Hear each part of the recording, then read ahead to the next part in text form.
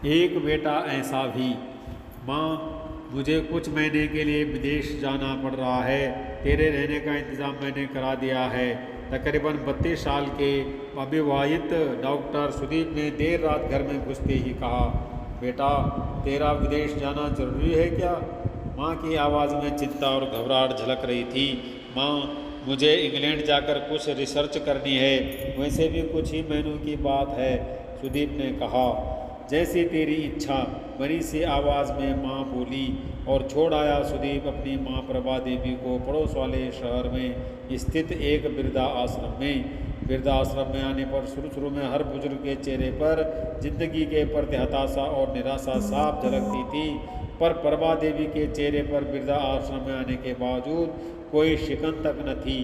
एक दिन आश्रम में बैठे कुछ बुजुर्ग आपस में बात कर रहे थे। उनमें 2-3 महिलाएं भी थीं। उनमें से एक ने कहा, डॉक्टर का कोई सगा संबंधी नहीं था जो अपनी माँ को यहाँ छोड़ गया?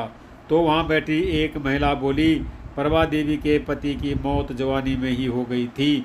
तब सुदीप कुल 4 साल का था। पति की मौत के बाद प्रभा देवी और उसके बेटे को रहने और खाने के लाले पड़ गए थे। तब किसी भी रिश्तेदार ने उनकी मदद नहीं की। प्रभा देवी ने लोगों के कपड़े सील कर अपने बेटे को पढ़ाया। बेटा भी पढ़ने में बहुत तेज था, तभी तो वो डॉक्टर बन सका। वृद्धा आश्रम में करीब 6 महीने गुजर जाने के बाद एक दिन प्रभा देवी ने आश्रम के संचालक रामकिशन शर्मा जी के ऑफिस के फ़ोन से अपने बेटे के मोबाइल नंबर पर फ़ोन किया और कहा, सुदीप, तुम हिंदुस्तान आ गए हो क्या, या अभी इंग्लैंड में ही हो? माँ, अभी तो मैं इंग्लैंड में ही हूँ, सुदीप का जवाब था। 3-3, 4-4 महीने के अंतराल पर प्रभा देवी सुदीप को फ़ोन करती, उसका एक ही जवाब होता, मैं अभी वहीं हूँ। जैसे ही अपने देश आऊँगा तुझे बता दूँगा। इस तरह तकरीबन 2 साल गुजर गए। अब तो वृद्धा आश्रम के लोग भी कहने लगे कि देखो कैसा चालाक बेटा निकला, कितने धोखे से अपनी माँ को यहाँ छोड़ गया। आश्रम के ही किसी बुजुर्ग ने कहा, मुझे तो लगता नहीं कि डॉक्टर विदेश गया होगा, वो तो बुढ़िया से छुटकारा पाना चाह रहा था। तभी किसी और बुजुर्ग ने कहा, मगर वो तो शादीशुदा भी नहीं था। अरे होगी कि उसकी कोई गर्लफ्रेंड, जिसने कहा होगा पहले माँ के रहने का अलग इंतज़ाम करो, तभी मैं तुमसे शादी करूँगी। 2 साल आश्रम में रहने के बाद अब प्रभा देवी को भी अपनी नियति का पता चल गया। बेटे का गम उसे अंदर ही अंदर खाने लगा। वो बुरी तरह टूट गई। 2 साल आश्रम में और रहने के बाद एक दिन प्रभा देवी की मौत हो गई। उसकी मौत पर आश्रम के लोगों ने आश्रम के संचालक शर्मा जी से कहा, इसकी मौत की खबर इसके बेटे को तो दे दो। हमें तो लगता नहीं कि वो विदेश में होगा, वो होगा यहीं कहीं अपने देश में। इसके बेटे को मैं कैसे खबर करूं? उसे मरे तो 3 साल हो गए। शर्मा जी की यह बात सुन वहाँ उपस्थित लोग सुन्न रह गए।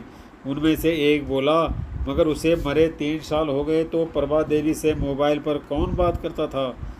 तो वो मोबाइल तो मेरे पास है जिसमें उसके बेटे की रिकॉर्डेड आवाज़ है, शर्मा जी बोले।